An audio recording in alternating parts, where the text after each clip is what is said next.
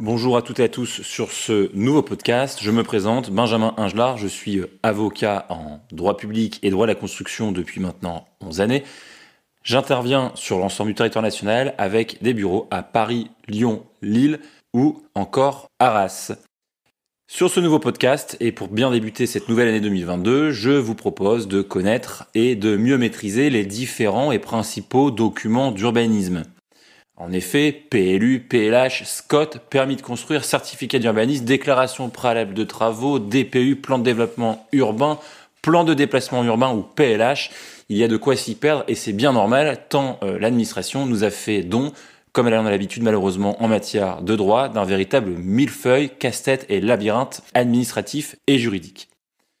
Ce que je vous propose de voir ici, ce sont en réalité les principaux documents d'urbanisme existants dans un premier temps, avant d'aborder, une fois que vous aurez bien intégré et imprégné ce que sont les documents d'urbanisme, de voir ensemble ce qui sont les autorisations d'urbanisme. Pour commencer, nous allons donc aborder ce que sont les principaux documents d'urbanisme. Alors c'est important de commencer par les principaux documents d'urbanisme, puisque avant de savoir et de déposer une demande par exemple de permis de construire ou de déclaration préalable de travaux, encore faut-il savoir si votre projet est réalisable. Donc, si vous voulez, l'autorisation peut être déposée. Par exemple, vous pouvez déposer un permis, mais avant de déposer votre permis ou votre déclaration préalable de travaux, il faut absolument maîtriser en fait les documents d'urbanisme. Je vais prendre l'exemple très simple qui m'est arrivé. Je souhaite changer mes fenêtres chez moi. Eh bien, j'ai eu la surprise de constater que ce n'était pas possible. Le projet portait notamment, par exemple, mettre des fenêtres en PVC plutôt que des fenêtres en bois, parce que vous devez consulter le règlement et que le règlement du plan local d'urbanisme de ma commune l'interdisait. Donc, ça ne servait à rien de déposer une déclaration préalable de travaux, si ce n'est à faire des frais inutiles et du temps perdu, puisque ça n'aurait pas été accordé. Ça, c'est un exemple parmi d'autres, mais c'est la raison pour laquelle il faut absolument maîtriser les principaux documents d'urbanisme. Alors tout d'abord, qu'est-ce qu'un document d'urbanisme ? Un document d'urbanisme, c'est un outil de planification urbaine. Son rôle vise à énoncer les règles d'encadrement, d'occupation du sol et de construction qui sont établies sur un territoire. Sur votre commune ou votre intercommunalité, il y a forcément, obligatoirement, des documents d'urbanisme. Il n'y en a pas un, il y en a plusieurs. C'est ce qu'on va voir. Les documents d'urbanisme constituent des documents qui sont publics, dont vous pouvez demander la communication et qui doivent être communiqués sur simple demande. La plupart sont aujourd'hui en ligne sur le site internet de votre intercommunalité. Alors, l'élaboration et l'établissement de ces documents d'urbanisme sont encadrés par le droit de l'urbanisme qui est consigné dans le Code de l'urbanisme. Le Code de l'urbanisme, c'est le gros livre rouge que vous pouvez trouver en librairie, ou bleu selon les éditeurs, et également vous pouvez retrouver sur le site Légifrance. Ce Code de l'urbanisme, en fait, c'est l'ensemble de la réglementation. Alors dans le Code de l'urbanisme, c'est comme dans le Code de la fonction publique, le législateur n'a pas rédigé tous les articles de A à Z. En réalité, le Code de l'urbanisme, c'est un recueil d'un ensemble de réglementations. Donc vous avez plein de réglementations différentes, de plein d'années différentes, qui ont été mises à jour et qui sont compilées dans le Code de l'urbanisme. Il faut voir ça comme un album de chansons. Le Code de l'urbanisme, en fait, c'est un album de différentes réglementations d'urbanisme qui vont mettre en musique la politique gouvernementale en matière de planification des sols. Alors le contenu des documents d'urbanisme porte principalement sur trois choses. Les règles de construction, les espaces réservés et les mesures de restriction d'appropriation de l'espace et la propriété du sol. Les règles de planification qui sont décrites dans les documents d'urbanisme permettent de garantir la maîtrise et l'équilibre entre le développement de l'espace urbain et la préservation des espaces naturels. En réalité, c'est ce qui anime toute la réglementation d'urbanisme en France et de plus en plus, c'est de trouver un équilibre entre développement économique urbain, les activités agricoles et puis la préservation de l'espace naturel non bâti. Alors, quels sont les principaux documents d'urbanisme ? L'établissement des documents d'urbanisme s'effectue dans le cadre des projets de travaux et de construction immobilier. Et pour ce faire, eh bien, il faut se référer aux différents documents d'urbanisme. Le principal document d'urbanisme, si vous deviez en retenir qu'un seul, c'est le PLU, c'est le plan local d'urbanisme. Le plan local d'urbanisme, c'est le document d'urbanisme le plus courant en France, dit PLU. Un P, un L, un U, comme plan local d'urbanisme, ou PLUI, le plan local d'urbanisme intercommunal. Le PLU va venir fixer les règles générales d'utilisation du sol. En fait, c'est la réglementation qui s'applique sur toute la commune. Le PLU il est lui-même constitué de plusieurs documents. Il est constitué d'un rapport de présentation, qui est une sorte de synthèse, un sommaire en fait du PLU. Le PLU est constitué d'un deuxième document qui est le PADD, le plan d'aménagement et de développement durable, qui a fait l'objet d'une courte vidéo sur la chaîne YouTube du cabinet si vous voulez obtenir davantage d'informations. Vous avez également dans ce plan local urbanisme le document central qui est le règlement.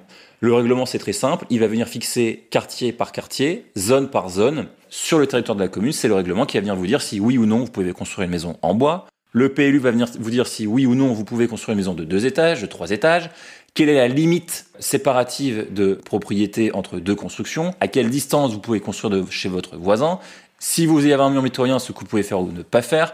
Tout est repris en fait dans le cadre du plan local d'urbanisme. Le plan local d'urbanisme est également constitué en fait de documents graphiques. Donc par exemple, si vous voulez connaître très précisément la réglementation applicable à votre maison, vous habitez, je dis n'importe quoi, rue du Château à Lyon. Si vous voulez savoir si vous pouvez réaliser ou pas une extension de terrasse en arrière de propriété, vous allez sur le site de votre intercommunalité, de votre métropole, et vous allez voir le plan local d'urbanisme. Avant d'aller voir le règlement, vous allez voir le document graphique pour situer votre maison. Le quartier va être défini d'une certaine couleur. Et cette couleur va définir la zone applicable. Ça va être par exemple la zone U. Vous allez savoir que vous êtes en zone U, et dans cette zone U, eh bien, c'est le règlement qui va venir dire très précisément ce que vous pouvez faire ou ne pas faire. Donc ça, c'est le plan local d'urbanisme. L'autre document qui est plus ancien, c'est le SCOT, le schéma de cohérence territoriale. Le SCOT, c'est un document qui est fixé par bassin de population. Le SCOT va venir définir et déterminer les orientations pour la mise en œuvre stratégique de l'aménagement du territoire communal ou intercommunal. C'est le SCOT, par exemple, qui va venir fixer la maîtrise du développement urbain, la préservation des espaces naturels et des paysages, qui va venir fixer les réglementations relatives à l'environnement, va également comporter une documentation d'orientation et d'objectifs. Le SCOT, si vous voulez, il doit permettre d'inspirer le PLU, parce que c'est souvent une demande qui nous est formulée, notamment parce qu'on fait beaucoup de formations en droit de PLU auprès des collectivités ou des associations. On dit souvent, mais le SCOT, est-ce qu'il est supérieur au PLU ? En théorie, oui, mais très concrètement, la seule chose qui compte, en fait, c'est le PLU. Le SCOT, on dit qu'il doit influencer le PLU. Maintenant, le PLU n'a aucune obligation d'être totalement en conformité absolue avec le SCOT. C'est une obligation de non-contrariété qui est reprise dans la loi. C'est un peu tiré par les cheveux, mais ça veut simplement dire qu'il ne faut pas non plus qu'il s'en écarte trop. Mais le SCOT, c'est un peu, si vous voulez, le parent pauvre des documents d'urbanisme. Il a perdu de sa superbe. Si on peut un peu utiliser un terme imagé, on va dire que le SCOT, il est un peu has-been, quoi. C'est vraiment le document, aujourd'hui, plus personne n'y prête trop d'attention. Le troisième document qui est extrêmement important, c'est le PLH, le plan local de l'habitat. C'est un document d'urbanisme qui établit les directives et les objectifs qui sont relatifs à la politique de l'habitat à l'échelle locale. Un PLH va venir fixer sur une période de 6 ans les enjeux en matière d'habitat, de renouvellement urbain, de mixité sociale, avec pour objectif de garantir une répartition équilibrée et une diversité dans l'offre de logement. Dernier document, je vous rassure, en matière de documents d'urbanisme dont on va trouver l'existence, c'est le DPU ou le PDU, le plan de déplacement urbain. Le PDU, c'est le document qui va venir définir la politique locale en matière d'organisation des réseaux de transport de personnes et de marchandises. Maintenant que vous avez pris connaissance de tous les documents d'urbanisme, au risque de me répéter, s'il y en a un seul que vous devez maîtriser, c'est le PLU, puisque le reste, c'est au quotidien pour les projets de construction individuelle, c'est insignifiant quasiment. Donc vous maîtrisez parfaitement maintenant le PLU. Vous savez que vous pouvez aller le voir sur le site internet de votre commune, aller gratter le règlement et les documents graphiques. Vous avez vu le PLU, vous savez maintenant si c'est possible ou pas de réaliser votre construction. Vous dites, bah chouette, je peux réaliser ma terrasse, ma piscine ou mon extension. Alors la deuxième question qui se pose, parce que rien n'est simple en matière d'urbanisme, bah visiblement je peux réaliser ma construction, c'est possible. Mais alors mince, est-ce que je dois déposer un permis de construire ? Est-ce que je dois déposer une déclaration préalable de travaux ? Est-ce que c'est un certificat d'urbanisme ?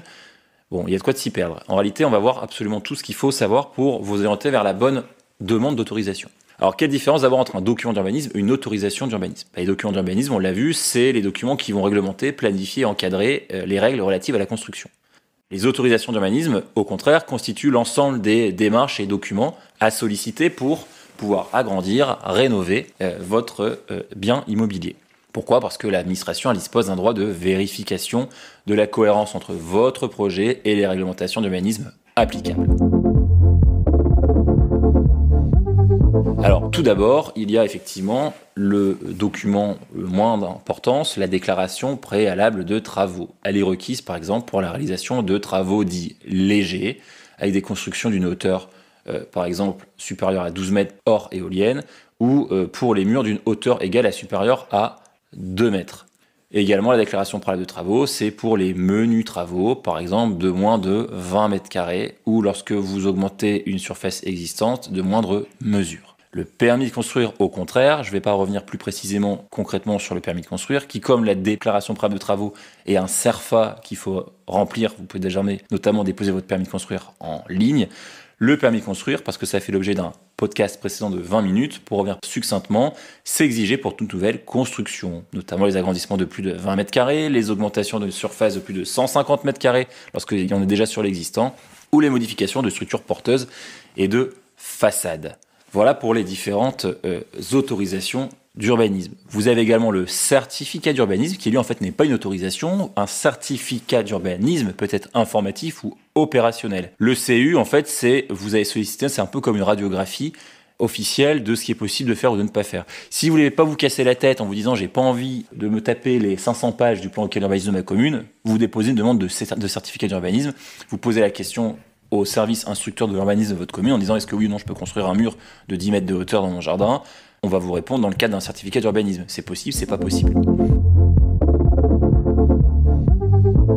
Voilà un petit peu pour les différents éléments que je souhaitais vous soumettre aujourd'hui. Alors c'est très important de bien maîtriser tous ces éléments puisque, et ça sera la conclusion de ce podcast, si vous déposez un permis de construire qui n'est pas conforme aux documents d'urbanisme, eh bien ce permis sera refusé. Vous pourrez le contester dans le cadre d'un recours en excès de pouvoir, qui est encore là aussi fait l'objet d'un précédent podcast. Mais c'est surtout important de savoir que si vous ne construisez pas conformément au permis de construire qui vous a été délivré, ou si vous construisez pas conformément aux documents d'urbanisme, eh bien là, c'est un délit. On est sur du droit pénal de l'urbanisme. Vous encourez des peines de prison délictuelles, des amendes, outre la démolition de l'ouvrage qui a été fait sans autorisation. Donc c'est très important. Ça peut paraître anodin en réalité les dispositions d'urbanisme, mais je ne souhaite pas que ça vous arrive. C'est déjà arrivé à certains de nos clients. C'est très embêtant quand vous vous retrouvez à devoir démolir ou avoir des amendes extrêmement importantes qui sont fixées en fonction de vos revenus et en fonction de la surface totale qui a été construite illégalement. Je vous remercie pour votre attention sur ce podcast un peu technique. Si vous avez besoin davantage d'informations, n'hésitez pas, comme d'habitude, à solliciter des informations dans le cadre de commentaires sous la vidéo. Nous y répondons dès que possible. Si ce sont des éléments plus confidentiels, bien entendu, prenez attache directement avec le cabinet. À très bientôt pour un nouveau podcast. Si vous avez des idées de podcast, n'hésitez pas à nous l'indiquer dans le cadre des commentaires également. On est toujours preneurs. Merci, à très bientôt.